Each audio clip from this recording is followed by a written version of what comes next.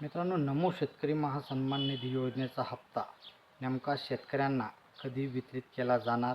मित्रांनो, या संदर्भात बऱ्याचशा वेळेस ह्या अपडेट देण्यात आल्या की आता हा नमो शेतकरी महासन्मान निधी योजनेचा हप्ता येणार, नंतर येणार, या तारखेला येणार, त्या तारखेला येणार.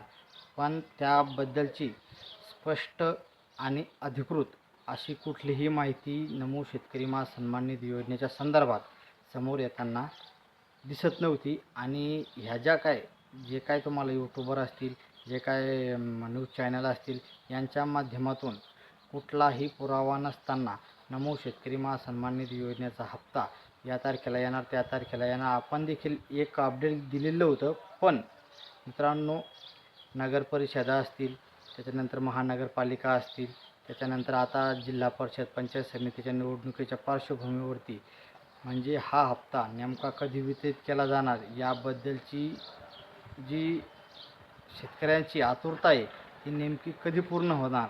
कारण बऱ्याचशा 2 ते 3 महिने उलटून गेले तरीही नमो शेतकरी महासन्मान निधी योजनेचा हप्ता हा येत नाही आणि ही योजना बंद पडली का काय, असा सवाल देखील शेतकऱ्याच्या माध्यमातून असेल, सर्वसामान्य जनतेच्या माध्यमातून असेल, विचारला जात आहे आणि त्याबद्दलच्या चर्चा देखील होत आहेत. मित्रांनो, आता जे पंचायत समिती आणि जिल्हा परिषदेच्या निवडणुकीच्या पार्श्वभूमीवरती आणि जे बजेट आहे, राज्याचं जे आर्थिक बजेट आहे, हे 1 फेब्रुवारीला जाहीर केलं जाणार आहे. आणि मित्रांनो, या नमो शेतकरी महासन्मान निधी योजनेसाठी साधारणतः 1800 कोटी रुपयाचा GR हा राज्य सरकारच्या माध्यमातून 28 जानेवारी 2026 पूर्वी काढण्यात येईल आणि त्याच्यानंतर 28 तारखेनंतर हा हप्ता वितरित करायला सरकारच्या माध्यमातून मंजुरी देण्यात येईल, अशी एक माहिती आता समोर येत आहे.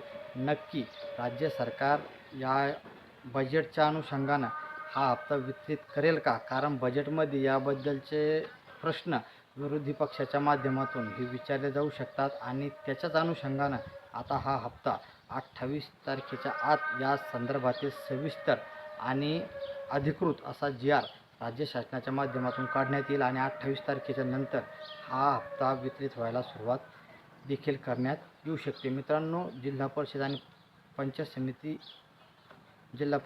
समिती निवडणुकीच्या पार्श्वभूमीवरती जर हा हप्ता का शेतकऱ्यांना वितरित केला गेला तर याचा प्रत्यक्ष किंवा अप्रत्यक्ष फायदा हा जे राज्यातील सरकार आहे या सरकारलाच होणार आहे आणि त्याच्यामुळं सरकार देखील या संदर्भातील पाऊल उचलून आता हा हप्ता शेतकऱ्यांना वितरित करेल अशी अपेक्षा आजच्या या अपडेटच्या अनुसार आपण करू शकतो.